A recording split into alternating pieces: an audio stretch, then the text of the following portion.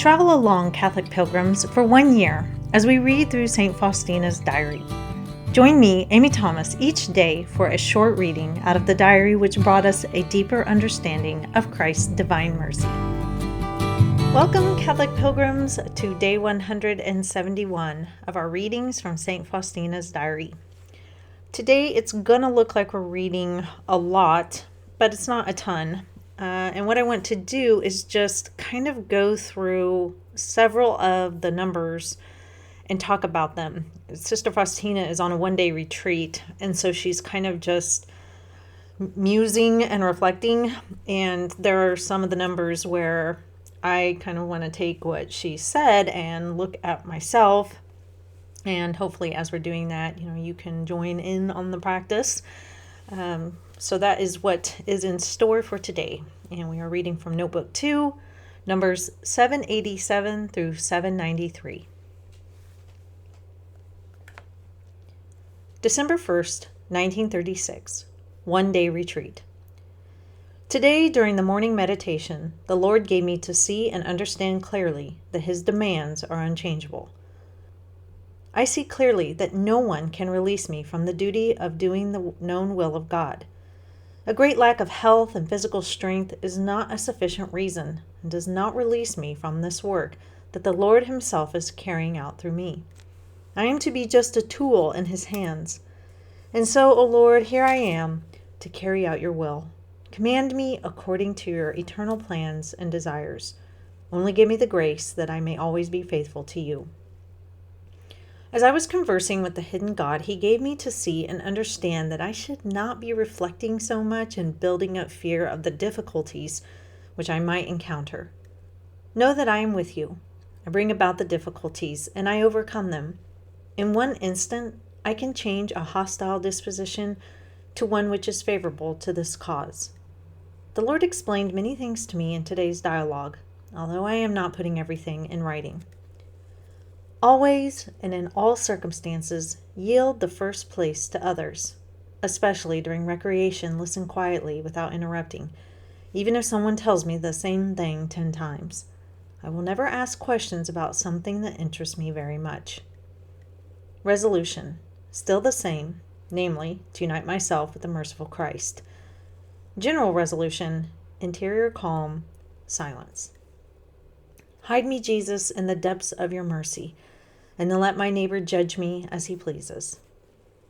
I must never speak of my own experiences.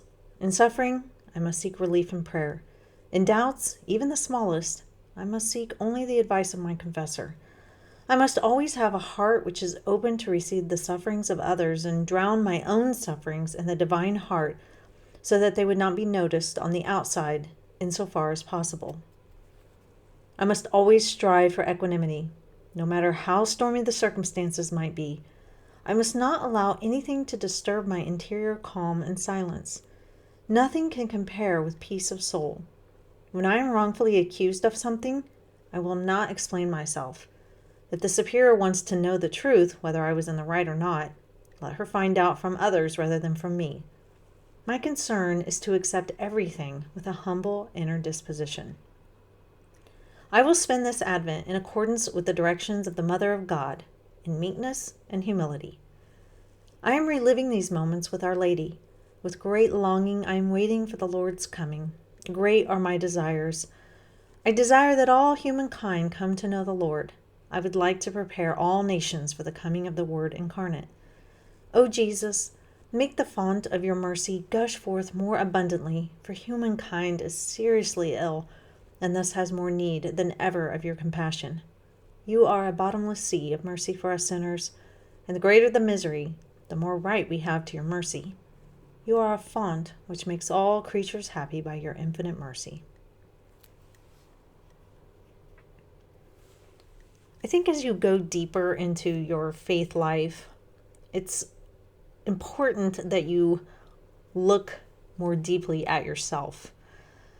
Generally when we're starting out in our faith life, as we get older, we tend to look at the 10 Commandments and kind of, check ourselves against those. Okay, didn't use the Lord's name in vain. I haven't killed anybody. Not committing adultery. didn't steal anything, not coveting my neighbor's spouse or anything like that. And there can be a tendency to just look at that and say, oh, well, I'm doing really well. And sometimes, especially as we grow closer to God, we need to look a little deeper under the surface. And there was, I think, a couple years ago where I took the 10 Commandments and I went a little deeper with each one of them in blog form. And for me, it really was a huge eye-opener about all the different ways that, we can fail at the 10 Commandments in ways that we may not think.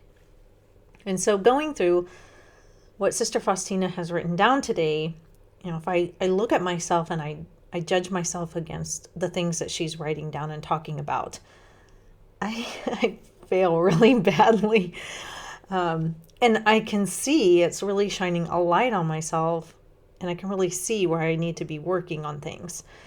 Now, we've talked about this before, how Sister Faustina lives in a much different situation than most of us. Most of us live in the world, not to live for the world, but we live in the world. And so there are certain things that we can't do, like staying silent all the time is not something that would be beneficial to our relationships out here in the world. It would be bad to be silent with our children and our spouses and coworkers and friends and such.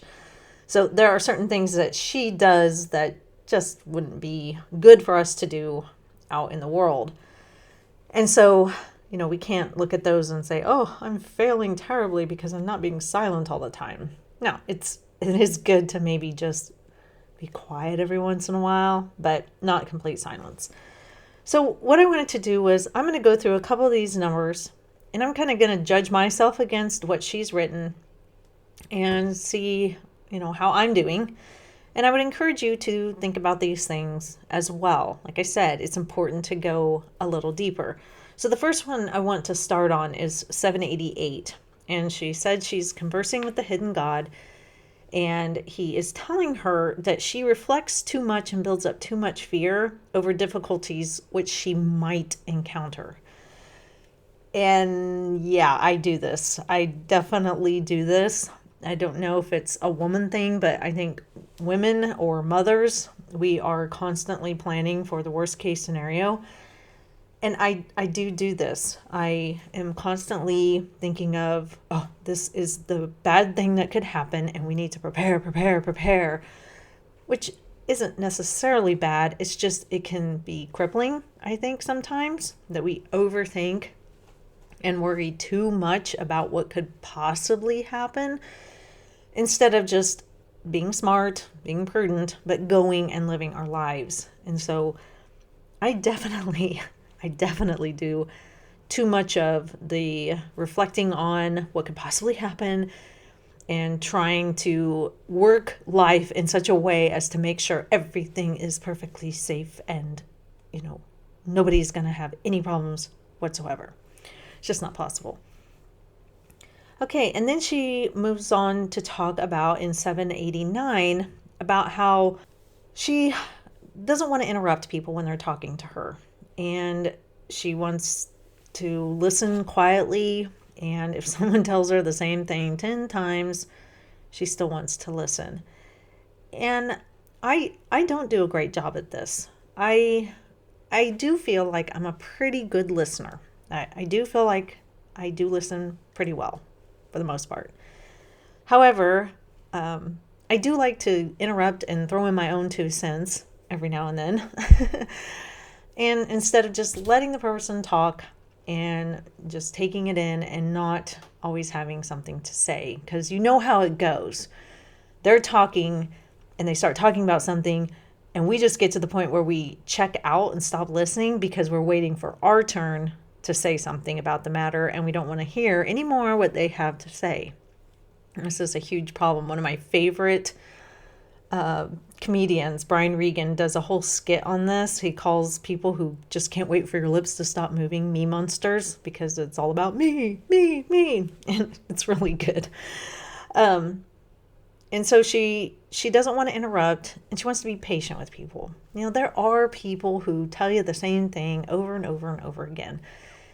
and just listening and hearing them out and just being patient with them. That is definitely something I know I can do better at, especially with my children, especially the younger one, because sometimes he'll tell me the same thing over and over again, and I kind of get exasperated sometimes. And just being patient with him, that would be something I can work on.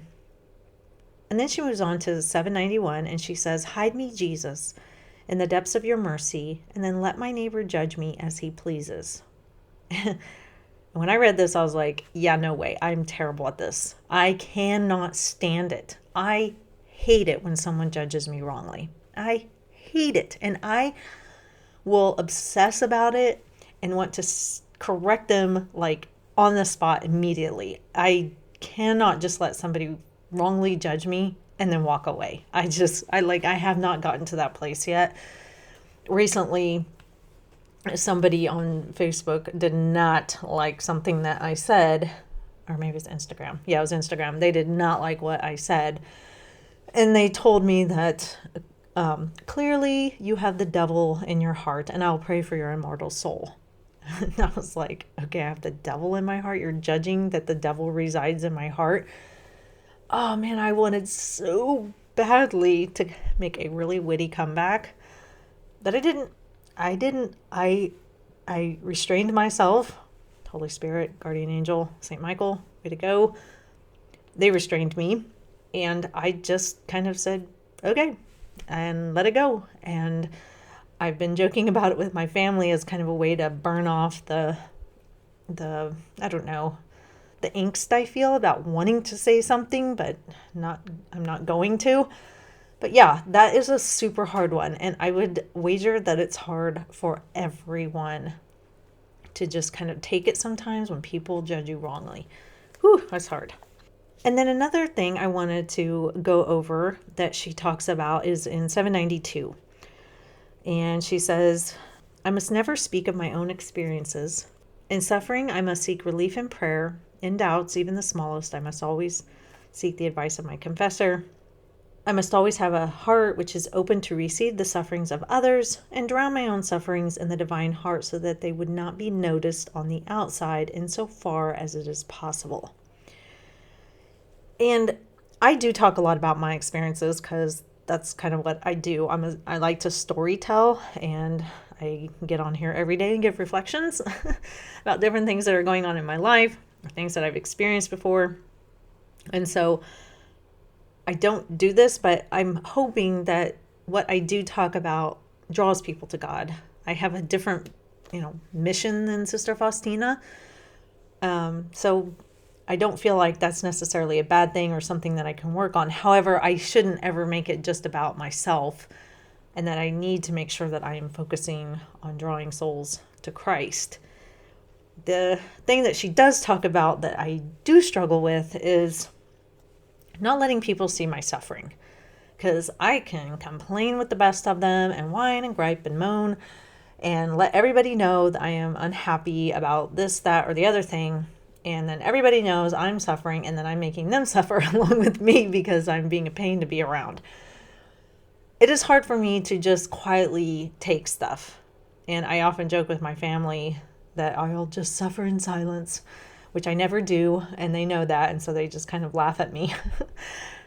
But it is commonplace today to kind of shout your suffering out so everybody knows what you're going through, and you can kind of play the victim to get, sympathy and pity and things like that.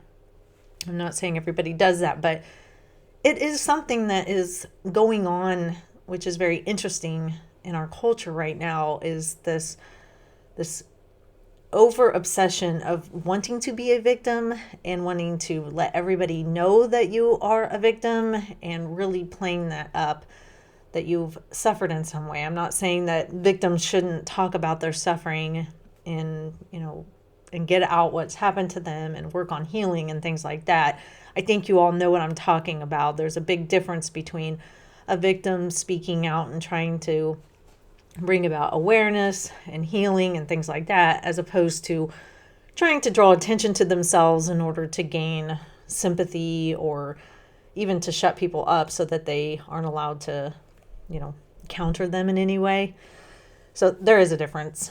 So I think it is important to try to not shout our suffering all over the place so everybody, has to listen to our complaining and our moaning and our griping, but just to kind of take it interiorly like she does and just take it, offer it to God, deal with it internally, and work it out through prayer. And she does talk to her confessor about things, but just not making yourself the limelight and the focus and the woe's me type of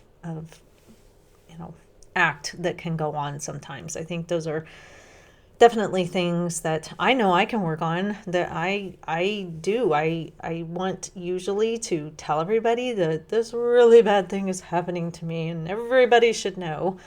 And so yeah, I need to make sure that my intention for sharing it is the right one, I guess.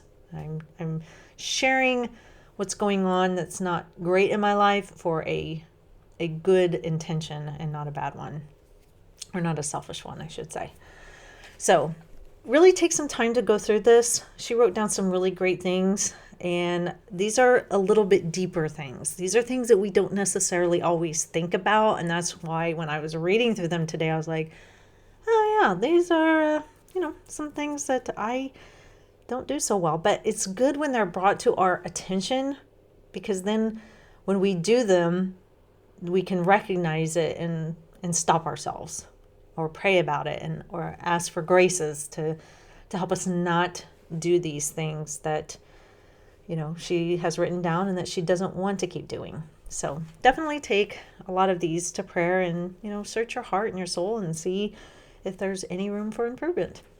And that is all for today, Catholic Pilgrims. I will see you back here for day 172. And until then, live the faith boldly and travel well.